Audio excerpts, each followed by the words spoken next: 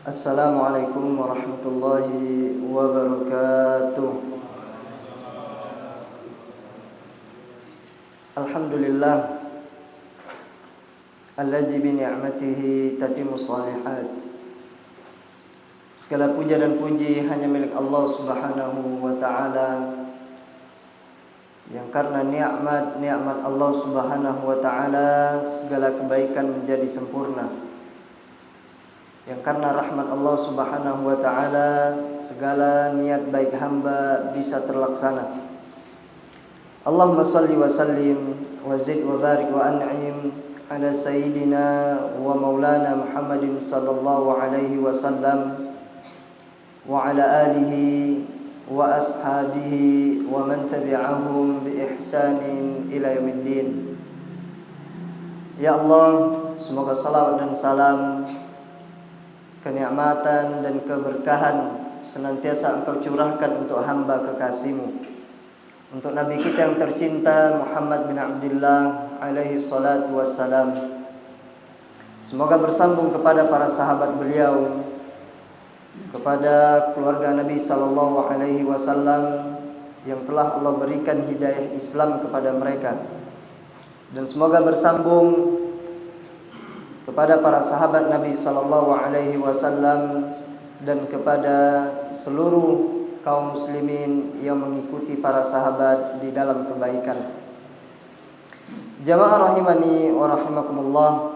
Alhamdulillah kita bisa berkumpul di salah satu rumah Allah Subhanahu wa taala untuk mengkaji, mempelajari agama Allah Subhanahu wa taala.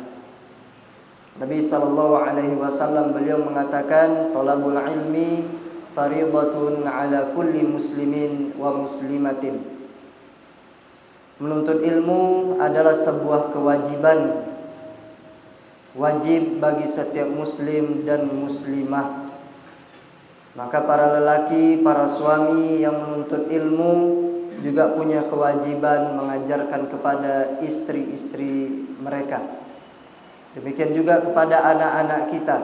Kita wajib mengajarkan mereka karena Allah Subhanahu wa taala mengatakan, "Qu anfusakum wa ahlikum nar." Selamatkan diri kalian, diri kita dulu. Setelah kita selamatkan diri kita, kemudian kita selamatkan keluarga kita dari api neraka Allah Subhanahu wa taala.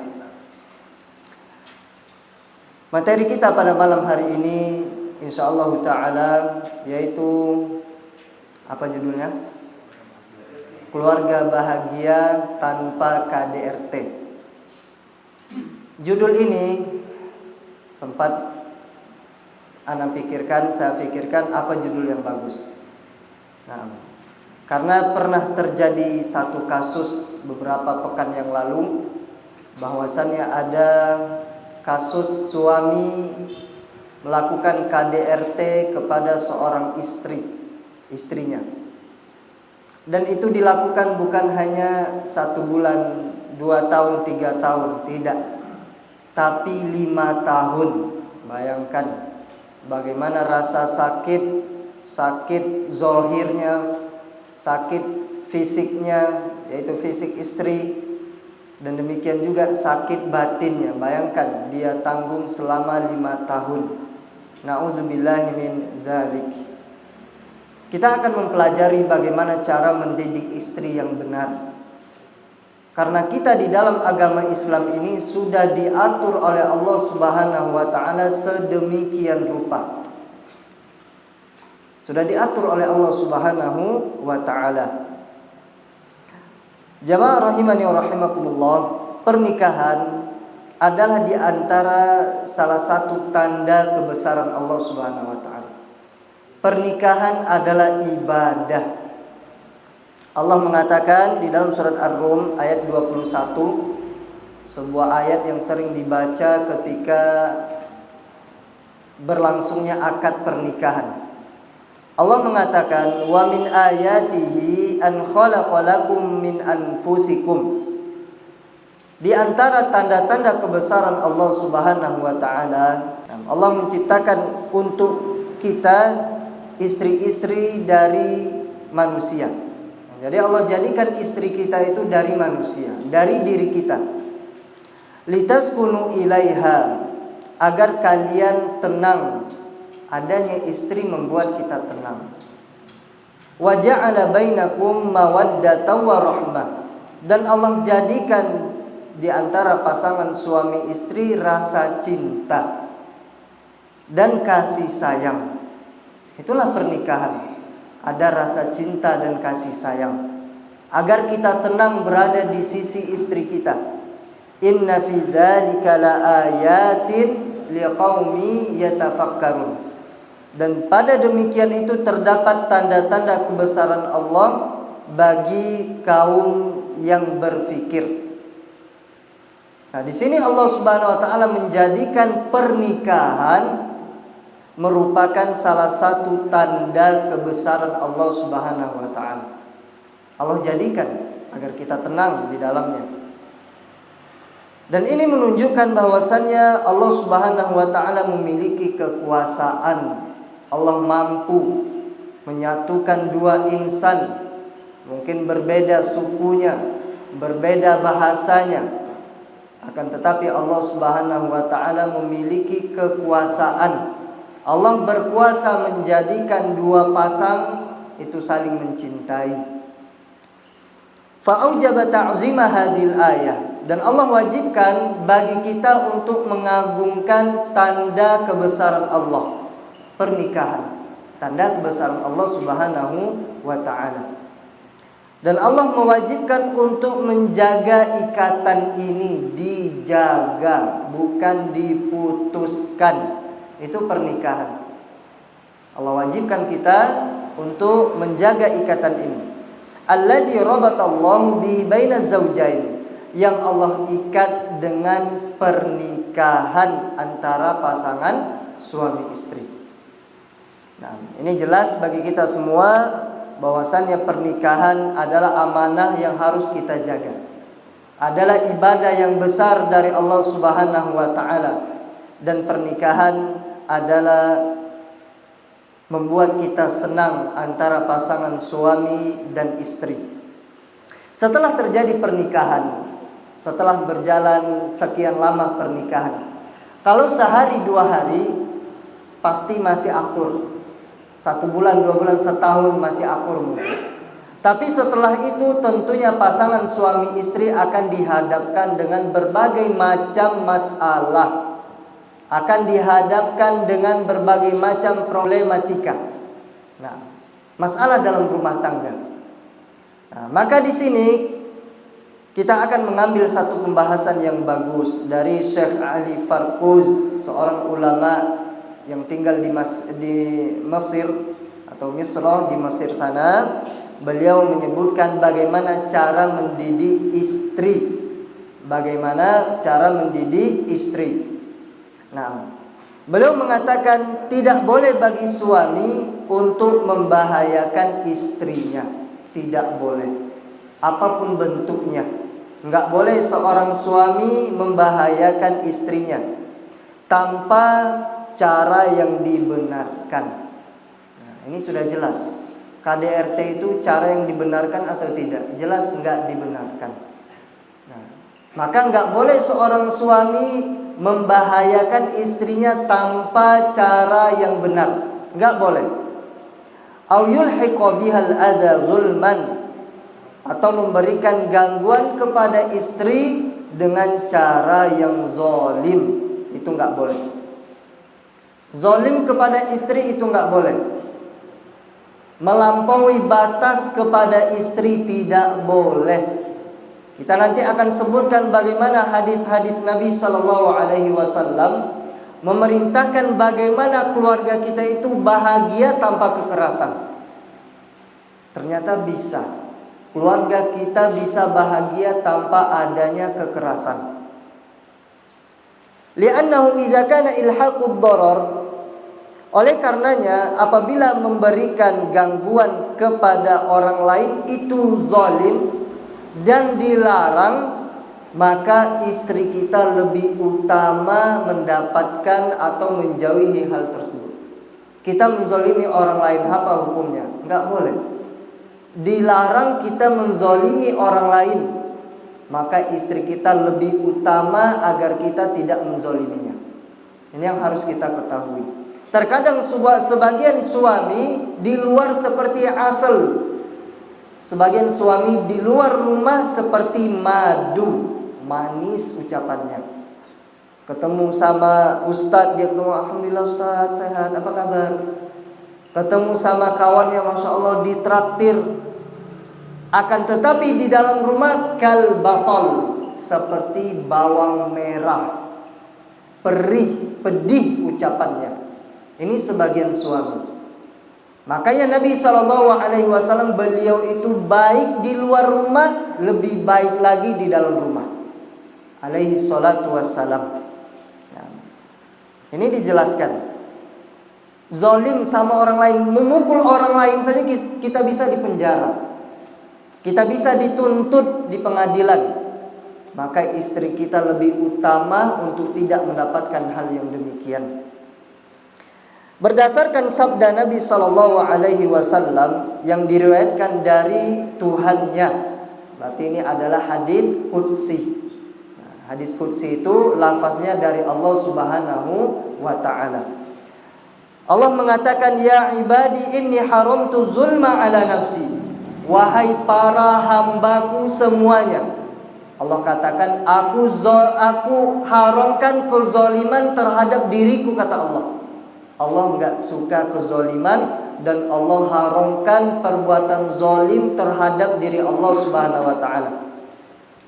Wa ja'altuhu bainakum muharraman, dan aku jadikan kezaliman itu di tengah-tengah kalian haram, enggak boleh. Fala tadzalamu, dan janganlah kalian saling menzalimi. Enggak boleh kita menzalimi orang lain, apalagi keluarga kita sendiri. Sebagian baik di luar, tapi dalam rumah enggak baik. Padahal keluarga, istri kita, anak kita lebih berhak mendapat kebaikan di dalam rumah dibandingkan orang lain di luar sana.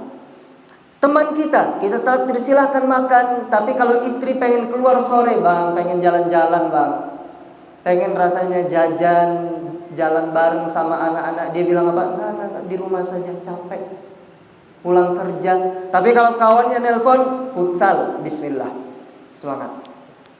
Ayo kita mancing, bismillah, semangat. Walaupun pulang nanti cuma dapat iwak kecil. Nah, maka keluarga kita itu lebih berhak mendapatkan kebahagiaan dari suami. Dan berdasarkan sabda Nabi SAW, la darara wa la dirar, tidak boleh membahayakan diri sendiri, kemudian gak boleh juga membahayakan orang lain. Maka oleh karenanya sebelum kita melakukan satu perbuatan yang menyakiti hati orang lain, coba katakan kepada diri kita. Sebelum mukul anak, coba pukul diri kita, sakit enggak? Nah, tapi tentunya nanti akan kita sebutkan, ada memukul untuk memberikan pelajaran, itu ada. Tapi kalau memukul istri enggak masak, ya Allah, enggak masak. Nabi SAW bertanya ke rumahnya, siapa di antara kalian yang punya makanan sama istrinya satu-satu? Istrinya mengatakan, enggak ada ya Rasulullah. Idzan inni shaim. Kalau begitu saya puasa hari ini. Ini enggak masak istri, enggak masak kesukaan suami, istri ditampar. Naudzubillah min dzalik. Enggak masak kesukaan suami, piring pecah, piring hancur. Enggak. Itu tidak dilakukan oleh Nabi SAW. Nabi SAW adalah suri tauladan kita. Nabi SAW di rumahnya itu terkadang melakukan hal yang remeh-temeh. Apa yang dilakukan oleh Nabi SAW? Menyambung sendalnya kalau putus, itu disambung oleh Nabi SAW. Padahal Nabi itu komandan perang, Nabi itu istrinya banyak, pemegang kunci Baitul Mal. Nabi SAW bisa mengatakan sama istrinya, tolong jahit sekarang. Tapi enggak, itu sesuatu yang remeh, menjahit sendal. Kalau bisa, kita bisa, dan kita punya waktu, silahkan dijahit sendiri. Nabi SAW menambal embernya, embernya pecah.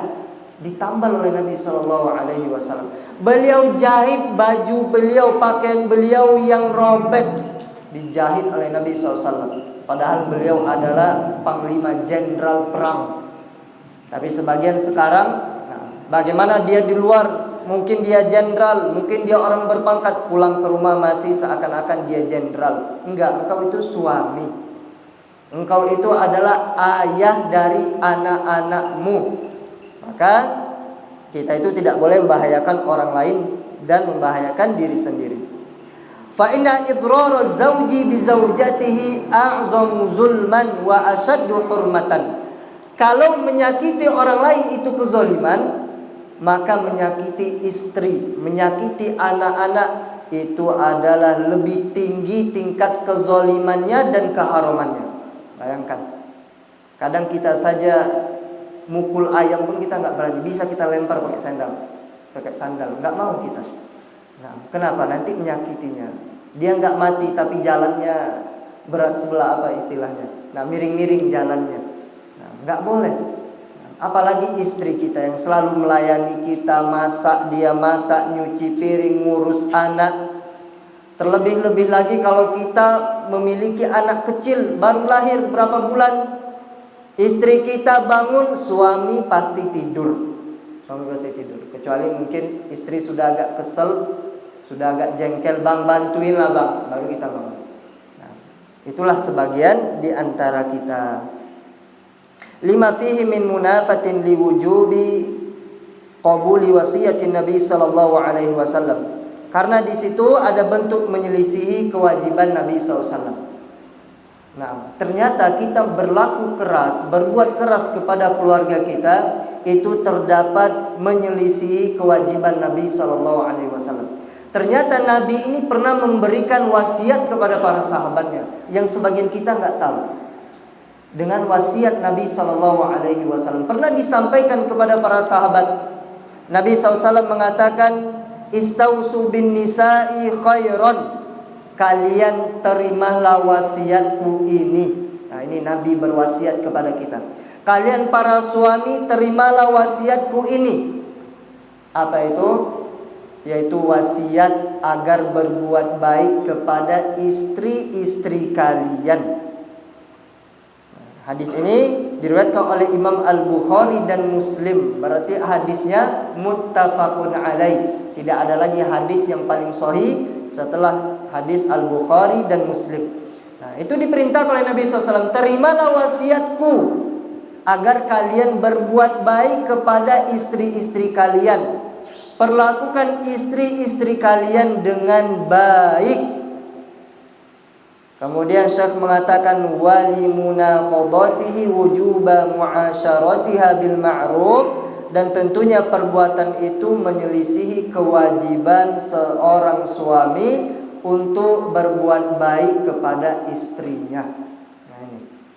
Kita kalau berbuat keras kepada istri kita, main tangan, main kaki, main mulut, maka itu sudah menyelisihi kewajiban Nabi SAW. Itu amanah. Jaga amanahku ini, kata Nabi SAW. Kalau kita main kasar, berarti kita menyelisihi amanah dari Nabi SAW. Wa qad waradat nususun khassatun fi tahrimi idrari kal mu'allaqati la yu'ashiruha mu'asyaratal azwaj. Begitu banyak dalil-dalil yang menyebutkan secara khusus tentang haramnya membahayakan istri. Enggak boleh. Banyak dalilnya ternyata, bukan satu atau dua. Kal mutallik, seperti suami yang mentalak istrinya. Nah, ini ada satu kasus seperti suami yang mentalak istrinya. Idza arada birraja'ati mudarrataha wa man'aha minat tazawwuj. Nah, ini termasuk kezaliman. Apa contohnya? Seorang suami mentalak istrinya. Kemudian suami ingin merujuk istri. Tujuannya untuk membahayakan istri. Sudah cerai. Nah, tapi dia saya pengen balikan sama istri saya, tujuannya balas dendam. Apa tujuannya? Wa man'aha minat tazawwuj ba'dal iddah. dengan tujuan melarang istri untuk menikah dengan laki-laki lain. Nah, belum selesai iddah dia sudah balikan. Tentunya kalau sudah masa iddah dia harus lakukan akad lagi. Nah, jadi setelah dia cerai masih ada masa iddah, tentunya talak 1. Nah, maka dia rujuk istrinya. Tujuannya apa? Agar istri ini enggak dimiliki orang lain. Nah, ini tujuannya balas dendam untuk membahayakan istri. Hatta takuna kal mu'allaqati la yu'ashiruha mu'asyaratal azwaj. Sampai-sampai wanita ini seperti tergantung, diombang-ambing. Suaminya tidak mempergaulinya, memperlakukannya dengan baik, dan tidak memberikan kesempatan untuk wanita ini menikah dengan lelaki lain. Dia ingin rujuk. Dia baik-baik sama dengan istrinya ini, dia rujuk. Terjadi ikatan lagi, ikatan pernikahan. Dia rujuk. Tapi istrinya dia biarkan, gak dia nafkahi, seperti tergantung. Nah, seperti di awang-awang. Gak diberikan nafkah, gak diberikan jatah fisik dan batin. Nah, ini termasuk kezaliman kepada istri. Fahuwa athimun bihadhihi al-muraja'ati bil istithna. Nah, maka ini termasuk perbuatan dosa. Rujuk yang seperti ini adalah rujuk yang berdosa. Nah, kecuali dia rujuk dengan istrinya idza qasada biha islah adatil bayyin. Tujuannya memperbaiki istrinya. Ini boleh. Nah, dulu istrinya enggak sholat, enggak mentaatinya, kemudian dia pengen rujuk. Tujuannya apa? Ingin memperbaikinya. Enggak sholat saya ingin dakwahi. Sekarang saya sudah berilmu, saya dakwahi istri saya. Itu boleh. Kemudian juga wal mu'asyirata bil ma'ruf, dan ingin memperbaiki apa yang sudah terjadi. Dulu ketika nikah istri tidak diperlakukan dengan baik, mungkin KDRT. Kemudian dia ingin balikan dengan istrinya, saya ingin memperbaiki apa yang sudah saya lakukan kepada istri saya. Nah, maka ini boleh.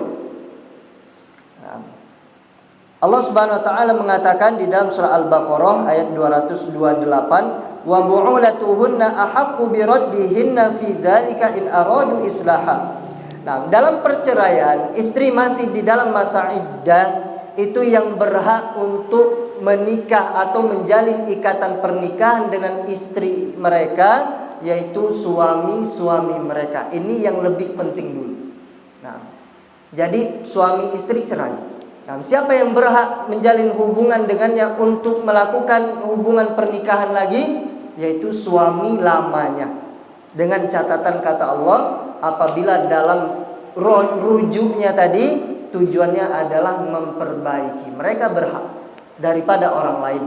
Tapi kalau seandainya bukan untuk perbaikan, bukan untuk memperbagus rumah tangga, maka ini dia berdosa atau tujuannya balas dendam. Qala al-Qurtubi, al-Imam al-Qurtubi rahimallahu taala, beliau mentafsirkan ayat ini.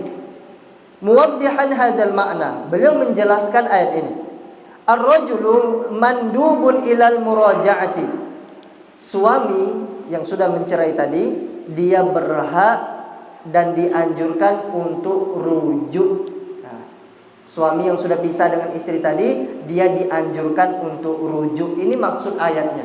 Dia dianjurkan. Walakin idza qasadal islaha bi islahi halihi ma'aha. Dengan tujuan rujuk, tujuannya adalah untuk memperbaiki keadaan suami dan istrinya. Ini tujuannya, memperbaiki rumah tangga. Anil khalasi min ribqatin nikah. Naam. Walakin idza qasada islah bi islahi halihi ma'aha wa izalatil wahsyati, dan menghilangkan kesedihan di antara keduanya. Yang namanya pisah pasti ada rasa cinta. Apapun keadaan marahnya, pasti ada rasa cinta. Bayangkan kenangan melakukan pernikahan dulu, kenangan di awal-awal pernikahan, kenangan bersama anak-anak itu masih ada. Maka dengan kesedihan ini dia ingin balikan lagi. Tujuannya apa? Ingin membuat atau menghibur istri, menghibur suami, suami menghibur istri. Mereka memperbaiki rumah tangga mereka. Nah, fa amma idza qasada al-idrar wa tatwil al-iddah, adapun tujuannya kalau untuk membahayakan istri atau memperpanjang iddah. Nah, untuk memperpanjang iddah. Nah, dia sudah talak, kemudian ada iddah, mau habis masa iddahnya dia rujuk. Kemudian dia talak lagi, habis masa iddahnya dia rujuk lagi sampai 3 kali. Nah, maka ini tidak boleh. Wal qat'a biha, dan untuk memutuskan kesempatan istrinya untuk lepas dari ikatan pernikahan. Tentunya kalau balikan dia nggak lepas ikatan pernikahannya. Nah, maka ini tidak boleh. Fa muharramun, yang seperti ini haram. Yang seperti ini haram, tidak boleh dilakukan. Berdasarkan firman Allah Subhanahu wa taala, wala tumsikuhunna diraran lita'tadu. Jangan kalian rujuk kepada istri-istri kalian untuk membahayakan mereka, baik dengan cara memperpanjang iddah atau untuk memutuskan kesempatan istri nikah sama lelaki lain. Maka ini enggak boleh, lita'tadu, atau untuk melampaui batas. Nah, maka tidak tersembunyi lagi, sudah nyata bahwasannya haram membahayakan istri. La yaktasiru ala hadhil kaifiyah, dan itu tidak hanya berlaku sebagaimana yang kita sudah sampaikan di awal tadi. Bukan hanya sekedar memperpanjang iddah, kemudian enggak menafkahi istri, dan kemudian tidak memutuskan, tidak memberikan kesempatan istri menikah dengan lelaki lain. Bukan itu saja. Wa inna ma yata'adda hukmuhu ila kulli dhararin madiyyin aw ma'nawiyyin. Dan ini bahkan berlaku hukumnya untuk setiap bahaya fisik atau bahaya ucapan. Nah, bukan masalah nafkah saja, bukan masalah iddah tadi saja, bukan masalah istri nggak boleh nikah dengan lelaki lain, bukan itu saja. Tapi ada bahaya fisik dan bahaya ucapan.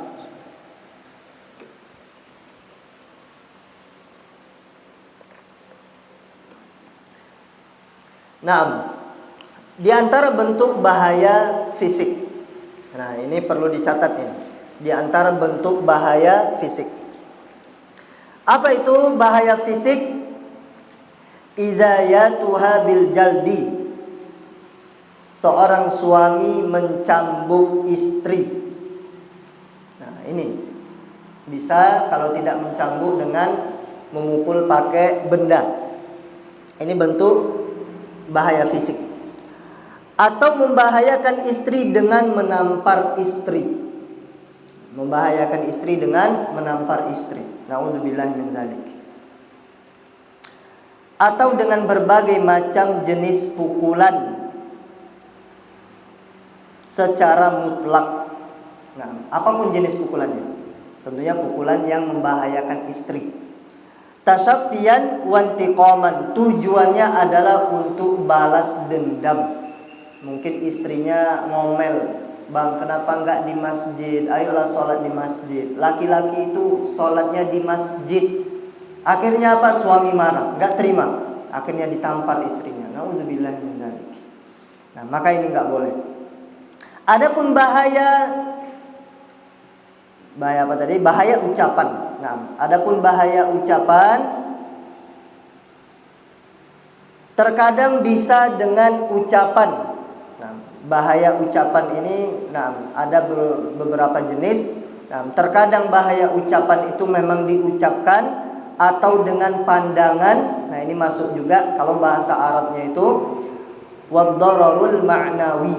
Nah, bahaya itu bahaya ucapan bisa dengan memang ucapan, kemudian dengan pandangan, kemudian dengan isyarah, yaitu dengan isyarat.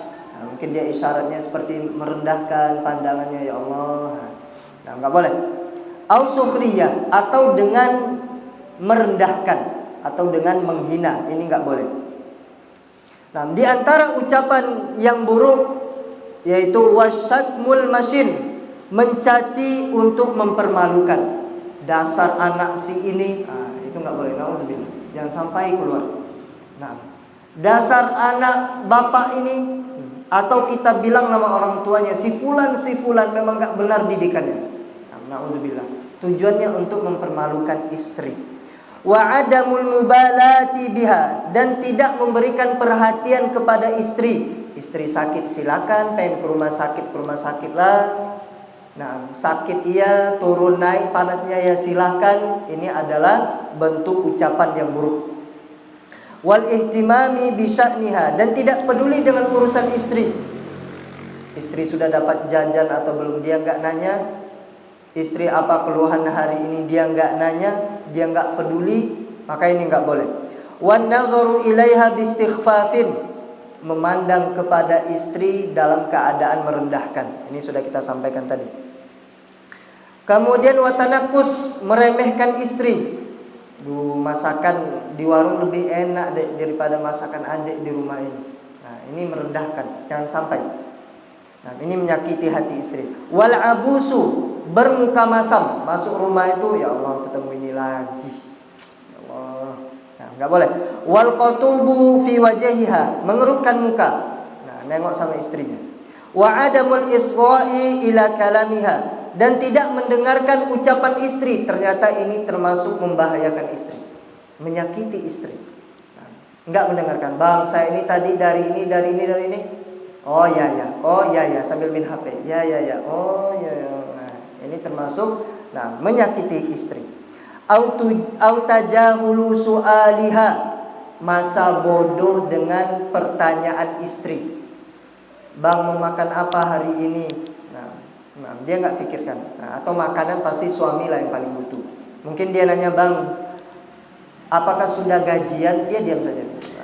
Besok lah. Nah, padahal sekarang sudah tanggal muda. Nah, ini tanggal 31 sekarang. Nanti udah gajian hari ini.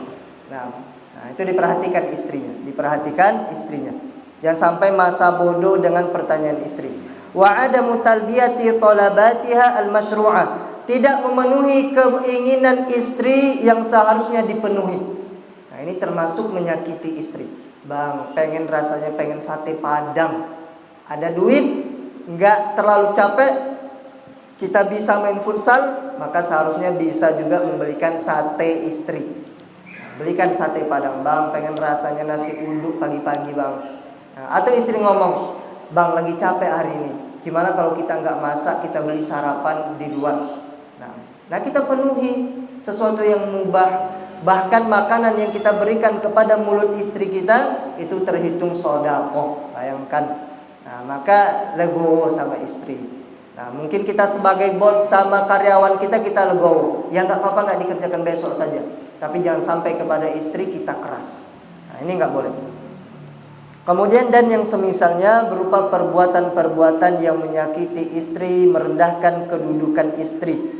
Nah, sebuah dalil dari hadis Muawiyah al-Qushairi radhiyallahu anhu annahu qala qultu. Nah, Muawiyah mengatakan, al-Qushairi beliau mengatakan, qultu ya Rasulullah, wahai Rasulullah SAW, ma haqqu zaujati ahadina alaihi, apa hak istri yang ada pada suami. Nah, apa hak istri yang ada pada suaminya? Nah, itu milik istri ternyata ada pada suami. Apa itu ya Rasulullah? Maka Nabi SAW mengatakan, antut'imaha idza ta'imta, engkau berikan istrimu makan kalau engkau makan. Jangan sampai engkau di rumah makan bakso, istrimu makan tahu tempe terus. Engkau makan ayam Kentucky, istrimu di rumah makan tempe dan tahu terus. Nah, kecuali itu kebiasaan istri. Memang istri suka makan tahu tempe, ya nggak apa-apa. Nah, engkau makan sate Padang, istrimu hanya makan kuahnya saja, dagingnya sudah habis. Nah, nggak boleh. Nah, watak suwaha idza tasaita, engkau pakai pakaian maka istrimu juga pakai pakaian. Nah, engkau punya harta untuk beli pakaian baru, kalau bisa belikan juga istrimu pakaian. Jangan sampai suami gonta-ganti pakaian, pakai baju gamis baru, peci baru, tapi istri masih pakai mukena tahun yang lalu-lalu awal-awal pernikahan. Dibelikan yang baru. Itu sedekah. Sebagian kita menyangka belanja untuk anak-anak itu adalah mubazir. Enggak, itu adalah nafkah kita. Itu adalah sedekah yang kita berikan kepada keluarga kita. Wala tadribil wajha wala tuqabbih. Kalian jangan pukul di wajah dan jangan menjelekkan istri. Nah, ini kita sudah mulai masuk kepada cara mukul. Nah, kalau mukul itu jangan wajah. Wala tahjur illa fil bait. Jangan kalian boikot istri kalian kecuali hanya di rumah. Kalian kalau berantem, kata Nabi SAW, nah, kalian boleh tidak ngomong sama istri, tapi di dalam rumah. Di luar rumah nggak boleh. Nah, kita jalan, pergi pengajian, jangan bermuka masam sama istri. Ya ajak ngobrol. Tapi kalau di rumah silakan diboikot. Kecuali memang di situ ada hajat yang perlu dilakukan sehingga dia lakukan pemboikotan kepada istri di luar rumahnya. Maka ini boleh. Nah, karena di dalam hadis disebutkan larangan untuk memukul wajah. Nah, kenapa kita nggak boleh memukul wajah? Nah, di sini disebutkan kenapa nggak boleh. Li'annahu a'zamul a'dha wa azharuha. Karena wajah itu adalah bagian tubuh yang paling agung. Nah, yang paling mulia itu di wajah. Nah, wa azharuha, dan yang paling kelihatan. Wajah itu kalau lebam kelihatan. Anak nggak mungkin mukul, anak baru umurnya 6 bulan, 7 bulan, 1 tahun, 2 tahun. Nah, mungkin nggak bakal bisa lebam. Nah, maka siapa pelakunya? Suaminya. Maka akan kelihatan. Nggak boleh dipukul wajah. Wa huwa mustamilun ala ajza'in syarifatin. Karena wajah itu mencangkup di dalamnya bagian-bagian yang mulia. Ada mata, ada hidung, ada mulut. Wa a'dha'in latifatin, dan bagian tubuh yang lembut. Wajah ini lembut.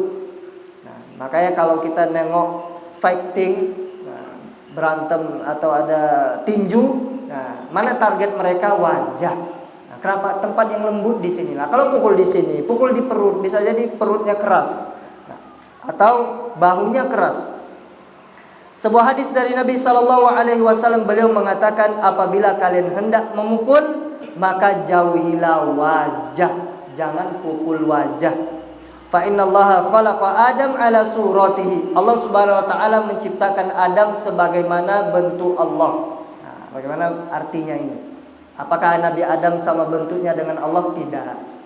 Allah menciptakan Nabi Adam alaihissalam bentuknya sama dengan Allah, artinya adalah bukan mirip dengan Nabi Adam. Allah mirip dengan Nabi Adam bukan. Tapi apa artinya? Allah punya mata, Allah berikan Nabi Adam mata. Allah punya pendengaran, Allah berikan pendengaran kepada Nabi Adam. Allah punya kaki, Allah berikan Nabi Adam kaki. Ini maksudnya Allah menciptakan Adam seperti bentuk Allah Subhanahu wa taala. Tapi bukan seperti hakikatnya, bukan. Tentunya Allah Subhanahu wa taala jauh lebih mulia dari seluruh makhluk. Sebagaimana dilarang bahwasannya seseorang mengucapkan ucapan yang jelek kepada istrinya. Contohnya apa? Qabbahakillahu. Semoga Allah menjelekkanmu, wahai istriku. Nah, ini enggak boleh. Atau dia mencacinya, menghinanya dengan sesuatu yang ada di badannya. Yang namanya istri enggak bisa skincare lagi, enggak bisa ngurus badan lagi, dia hina, ya Allah hitam. Nggak boleh. Si gendut nggak boleh. Nah, Allah perutnya sudah bergelambir. Nah, nggak boleh. Nah, nggak boleh kita menghina demikian. Nggak boleh kita menghina badannya atau menghina bentuk wajahnya. Nah, nggak boleh. Nah, mungkin istrinya terlalu putih, nggak seperti orang normal. Nah, ini nggak boleh. Na'udzubillahi min dzalik. Karena kita pernah sampaikan sebelumnya, di dalam pertemuan sebelumnya, bahwasanya orang hitam tidak lebih mulia dari putih, orang putih tidak mulia dari hitam. Yang mulia itu adalah ketakwaan. Nah, kenapa? Karena Allah Subhanahu wa taala yang sudah menciptakan segala sesuatu. Wa ahsana kulla syai'in khalaqah. Allah sudah memperindah setiap penciptaan Allah. Wa kullu khalqillahi azza wa jalla hasan. Nah, sebuah hadis dari Nabi SAW, setiap ciptaan Allah Azza wa Jalla itu baik. Nah, ciptaan Allah itu baik. Ada satu ungkapan yang bagus. Yang disebutkan di dalam kitab Aunul Ma'bud. Apa ucapannya? wa dhammus sun'ati ya'udu ila madhammati shani'. Mencela ciptaan, maka celaan itu kembali kepada sang pencipta. Nah, kita pengen menghina seseorang, ingat siapa penciptanya. Kalau kita hina istri kita, anak kita, ciptaan Allah, berarti kita sama saja menghina sang pencipta. Nah, ini bagus ucapannya. Nah, mencela ciptaan, maka celaan itu kembali kepada sang pencipta. Na'udzubillah min dzalik. Nah, kalau kita ucapkan ya Allah istriku ini jelek sekali, maka kita kata sama dengan mengatakan ya Allah ciptaanmu jelek ya Allah. Nah, itu enggak boleh. Na'udzubillah min dzalik. Nah, fa inna dzalika adan wa dararun biha, karena hal itu adalah menyakiti hati istri kita dan membahayakannya. Dan setiap bahaya itu tidak dibolehkan di dalam agama Islam, tidak boleh. Nah, ini panjang ini risalahnya. Berapa menit lagi azan? 5 menit lagi, Masya Allah ya. Nah, ini panjang ini risalahnya. Coba kita pilih dulu. Nah, kita masuk kepada cara mendidik istri. Nah, Allah Subhanahu wa taala mengatakan, nah, ayatnya di dalam surah An-Nisa ayat 34. Nah, Allah Subhanahu wa taala mengatakan, wallati takhafuna nusyuzahun fa'izuhunna. Kalau kalian takut istri-istri kalian enggak taat sama suami dan enggak taat sama Allah, kalian khawatir. Nah, bagaimana cara kita? Nah, kita perintahkan istri, dia penuhi perintah kita, tapi keningnya kerut. Dia penuhi perintah kita tapi ngomel, minta tolong terus, ini ambil ini makan sendiri. Nah, ngomel-ngomel terus. Disuruh sholat, bang bentar bang, lihat tengok waktu masih banyak, masih panjang waktu isya. Nanti sholatnya abang ini ngoceh terus abang nih. Nah, nanti sinetronnya bentar lagi habis. Nah, takut kita. Nah, dangdutnya bentar lagi selesai ini, tunggu dulu. Ini peserta yang kedua ini, sabar. Nah, maka apa yang dilakukan? Allah mengatakan fa'izuhunna, berikan nasihat kepada mereka. Tengok, kita khawatir istri kita enggak taat, jangan langsung dipukul. Fa'izuhunna, berikan wasiat kepada mereka. Berikan wasiat kepada istri kita. Kemudian istri enggak mau, masih enggak mau istri. Kita kasih nasihat, kita sudah seperti ustadz ngasih nasihatnya, enggak didengarkan. Apa kata Allah? Wahjuruhunna fil madaji', boikot dia di ranjang kalian. Nah, tapi sekarang siapa yang sering diboikot? Suami. Nah, kebalikannya. Nah, suami yang salah, suami minta maaf. Nah, makanya Ustaz Yazid rahimahullah ta'ala, beliau itu selalu tertawa tatkala ada suami takut istri. Kenapa beliau tertawa? Karena ini adalah satu hal yang asing bagi beliau. Nah, kok suami takut istri? Nah, itu. Kok suami takut istri?